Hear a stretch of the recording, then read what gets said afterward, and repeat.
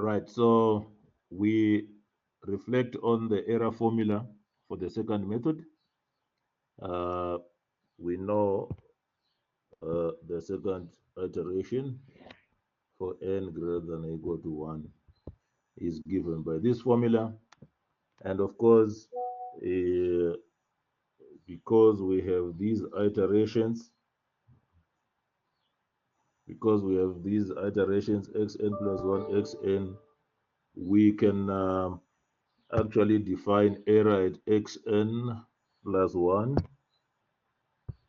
by xn plus 1 minus alpha, where alpha is the root. Remember, alpha is the root that we are looking for. And we can also define the one at xn as xn minus alpha. We can also define the one at xn minus 1 as xn minus 1 minus alpha, which is the error at xn minus 1, and so forth and so forth and so forth. Now I'm going to introduce some uh, notation here for simplicity. So I want you to appreciate that when I write xn plus 1 minus alpha, I can represent it by error for e for error n plus 1, which means the error at xn is the aen, which means the error at xn minus 1 becomes en minus 1, like that. So this is just notation that I'm going to use in the in the error analysis, but I want you to understand that whenever I put those terms en plus 1, I'm talking about the error at xn plus 1 iteration and so forth. Okay, so this is done. Now, let's estimate error at en plus 1. So basically, you can write it as xn plus 1 minus alpha. But remember, xn is what we get at the right hand side of that iteration. So let's replace xn. So we are going to replace xn, but alpha remains. So then it then is going to be equal to xn minus f of xn into xn minus 1 over f of xn minus f of xn minus 1. But remember, we have the alpha, so we have minus alpha there.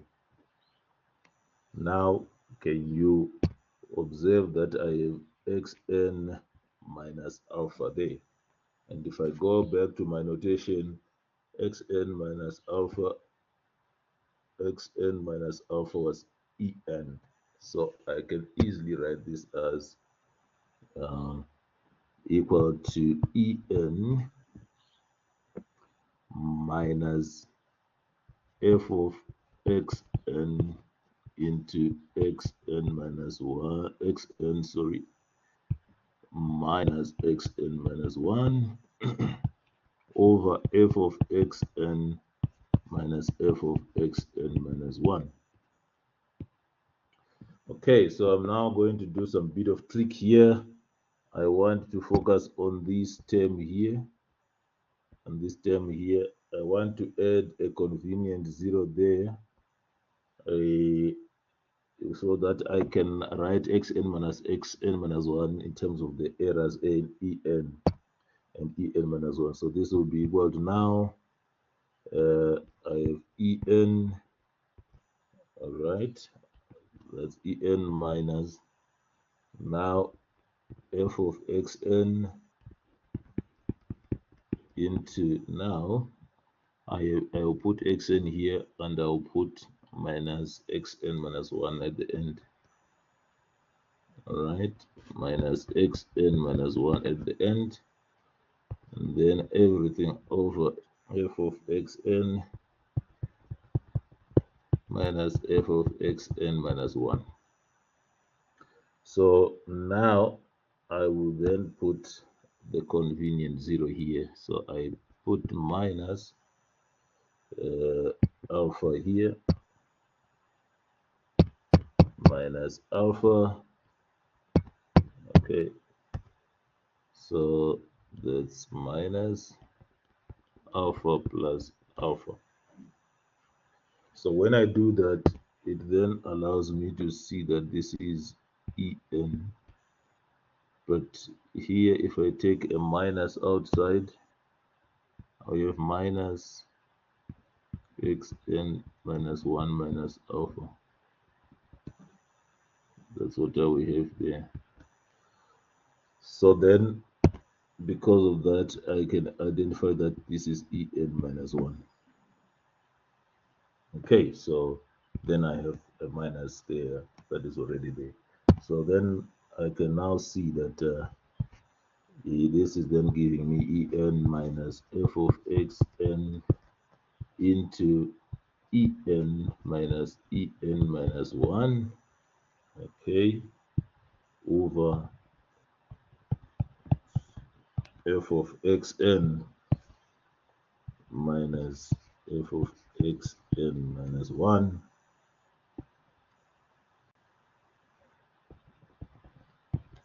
Okay, so now I have this fraction here.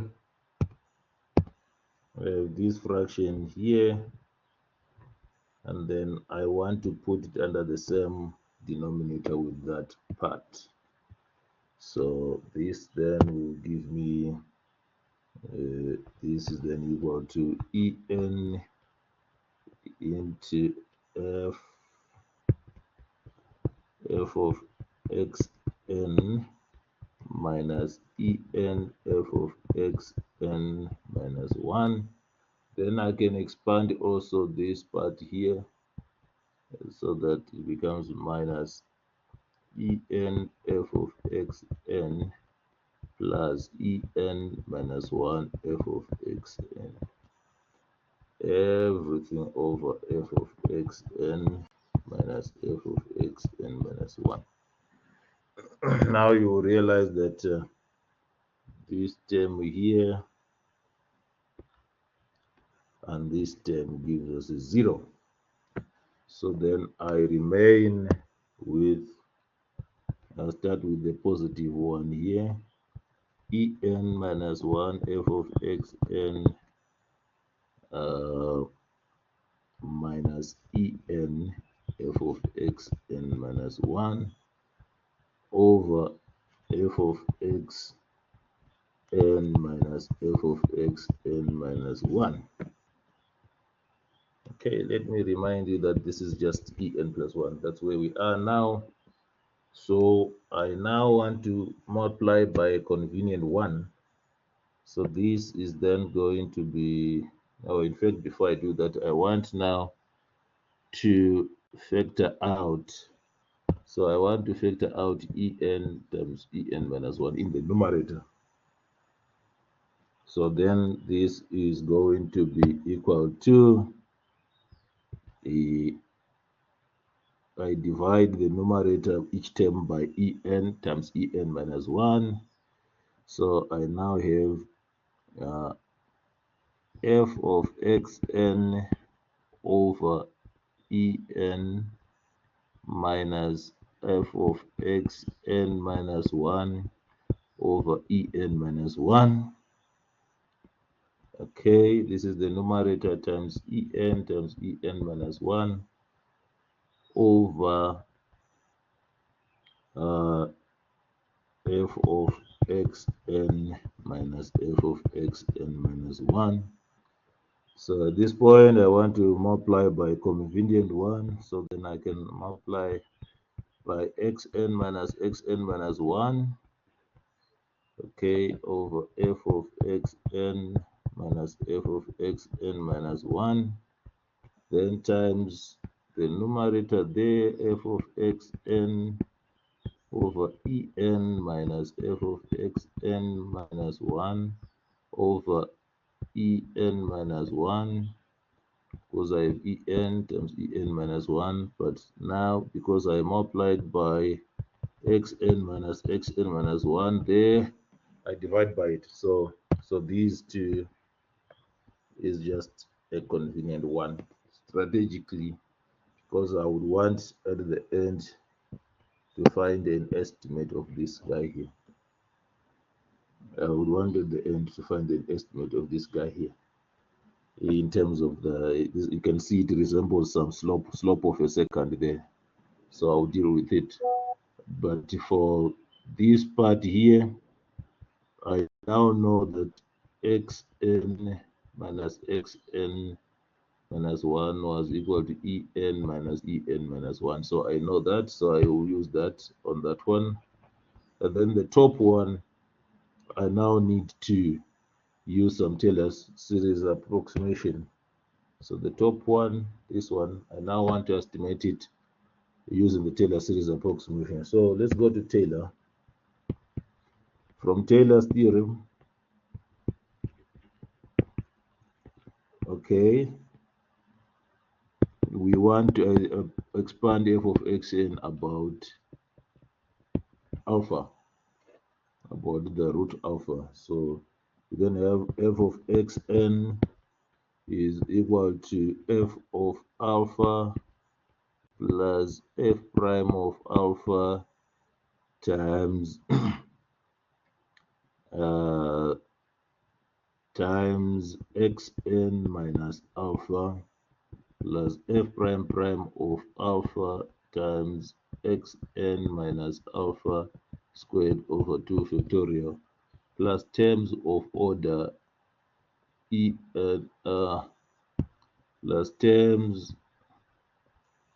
plus terms of order xn minus alpha to the power 3. Basically, this big O just says terms of xn minus alpha the power 3 plus terms of xn minus alpha to the power 4 plus all the higher order terms. So when we don't want to write all of them because they're infinite, if we put O there, then we just get the immediate one, the third order in this case. And we know we have alpha is a root, so that term will be 0. So f of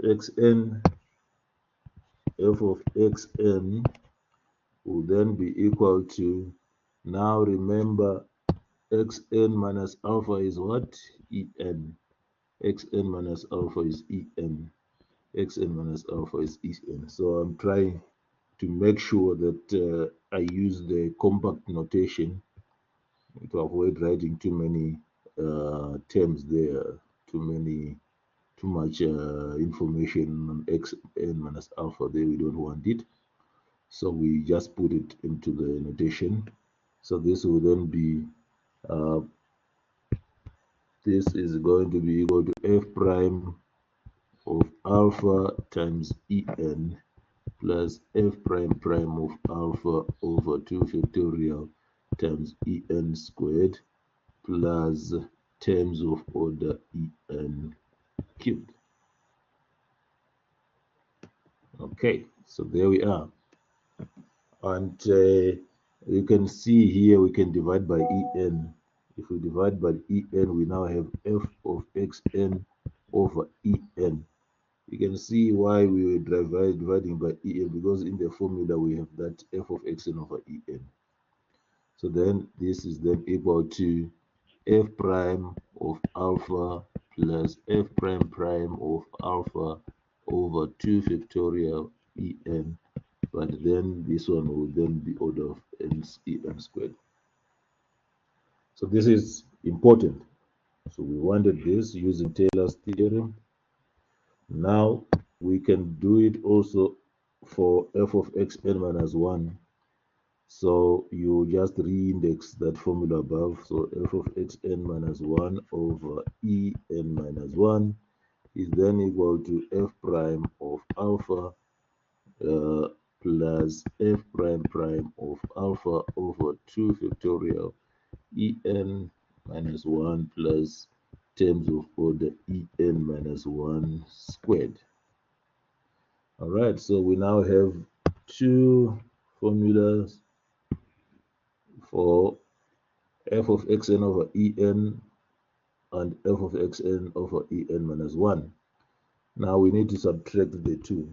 So if we do that, then we now have f of xn over en minus f of xn minus 1 over en minus 1 is then equal to, so you can see the f prime goes to 0, but we will have now a, this is equal to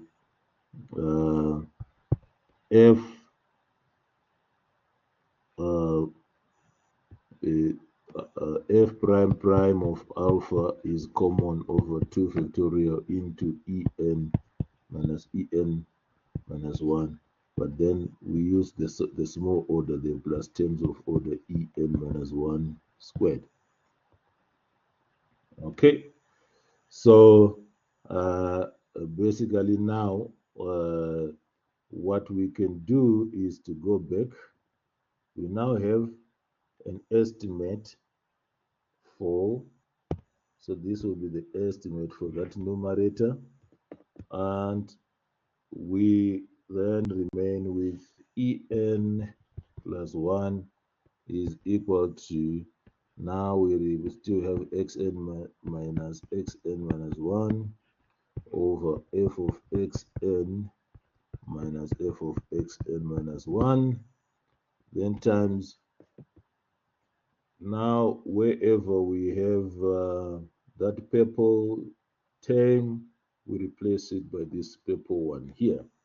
So then that's f prime prime of alpha over 2 times en minus 1 minus en minus 1 over, now we know that xn minus 1 is en minus 1. So this whole thing here is en minus 1. Just subtract alpha and add alpha, you get it. So then we also have over en minus 1 here, but then we multiply by en times en minus 1. So if we leave out the order there, then this is just approximately equal to, because we have the error of approximation by ignoring those terms there. So this one and that one will cancel. Now we are left with this term here.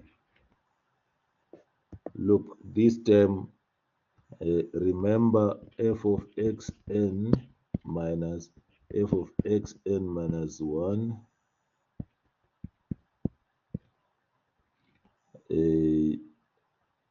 over xn minus 1 is actually some slope here of a secant. But if xn is close to alpha and xn minus 1 is also close to alpha, then this term here, this slope here, is actually approximately equal to the derivative at alpha. As xn and x1 go closer to alpha, then this is actually the derivative at alpha. So we will then now replace it by, but look, this is flipped upside down. So xn minus 1 over f of xn minus, this term here becomes uh, 1 over the first derivative of alpha, because it's flipped upside down. It is the inverse of the second. So there we are. We have found a replacement for this term, and this one has cancelled. So we now remain with en. We now remain with en plus 1 is approximately equal to en times en minus 1 times f prime prime of alpha over 2f prime of alpha. And if we just call this term C, then we now have En plus 1 is approximately equal to En times En minus 1 times C. Right. So this, remember, we wrote it as, remember, this is xn plus 1 minus alpha is approximately equal to C times xn minus alpha times xn minus 1 minus alpha. So this is when we put the absolute value, the absolute error, this is what you have in the notes. This is what you have in the notes. So this is how you derive the second method's error formula. And then in the next video, I'll then show you how to calculate the order of convergence.